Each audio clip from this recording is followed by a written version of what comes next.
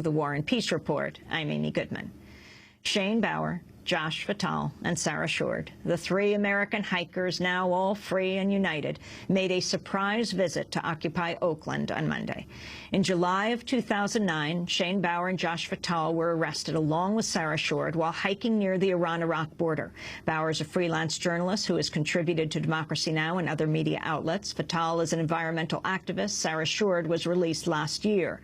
Shane and Josh were freed late last month.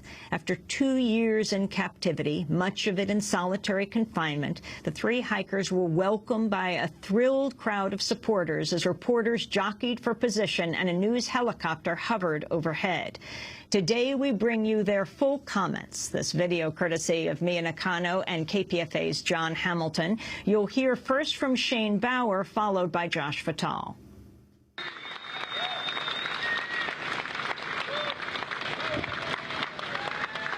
It's great to be back in Oakland.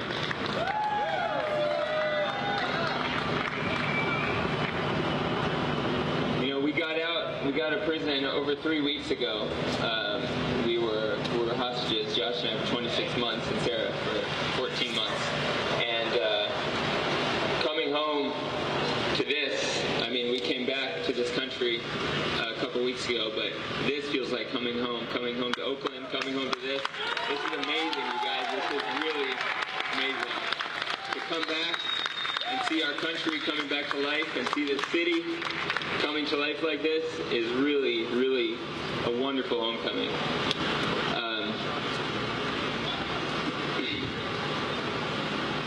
A lot of people here fought for us and supported our families and have struggled nonstop to get us out of prison, and I want to thank you guys for doing that, for standing by us.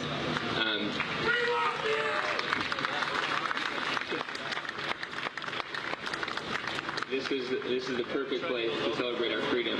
We've been here for a couple days, and it feels like the city is a part of me. It's a part of my heart, and to see this happening is just, I can't tell you how incredible it feels.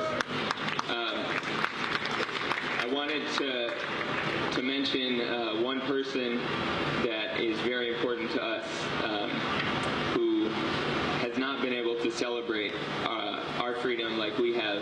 This person is, his name is Mr. Masoud Shafi. He was our lawyer in Iran, and for 26 months, he tried to defend us courageously and skillfully as best as he could within Iranian law, and he had a very difficult time.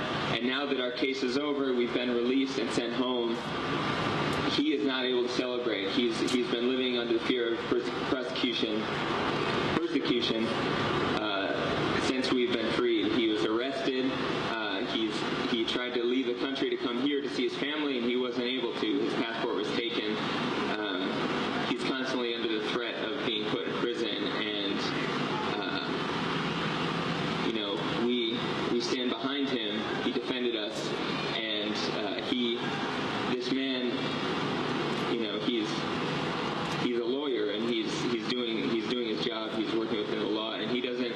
Now that we're out, we're free, and we're speaking. We're here talking to you guys, and you know, saying what we want to say around the country. And you know, he doesn't have anything to do with it. He's not influencing us. He doesn't have any control over us. I just wanted to say that, and just say that we're thinking about him and that we love him.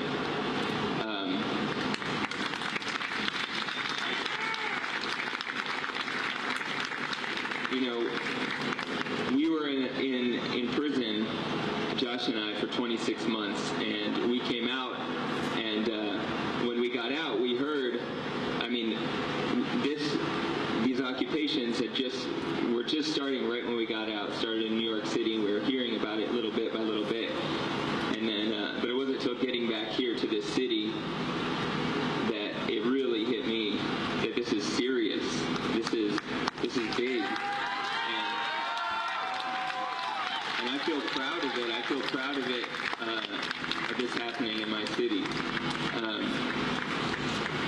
But you know, another thing that we learned when we got out is that here in California, there have been thousands of people on hunger strike.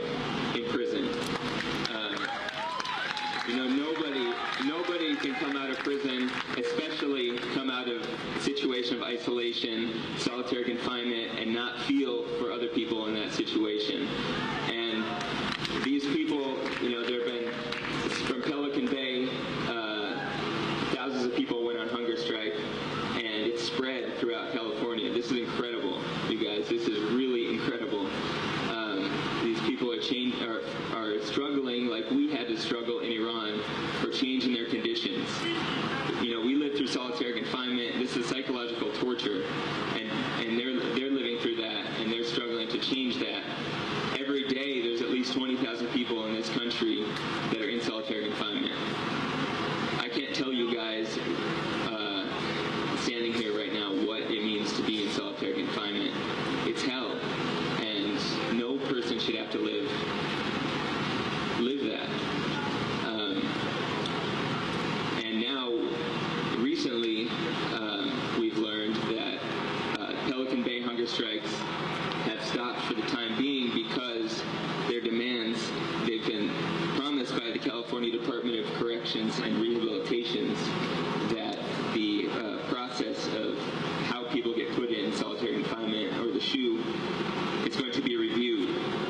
And I hope that this is really going to happen. And, you know, these people aren't going to have to go back on a hunger strike. They're not going to have to starve themselves.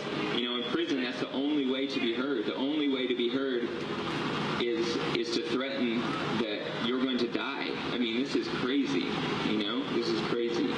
And we really hope that this promise will be fulfilled.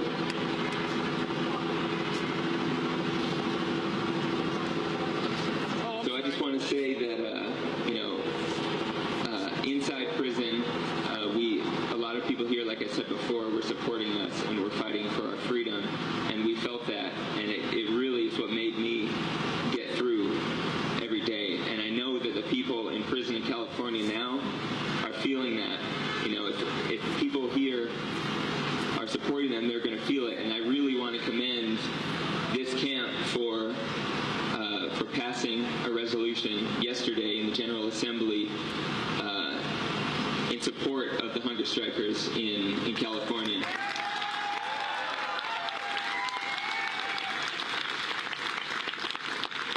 And I want to say, you know, Pelican Bay, they've stopped for the time being, but the hunger strikes continue in Kelly, Petria, and Salinas. And I want the people there to know that my heart goes out to them and that I'm with them, and that everybody here, I think, we can say is with them.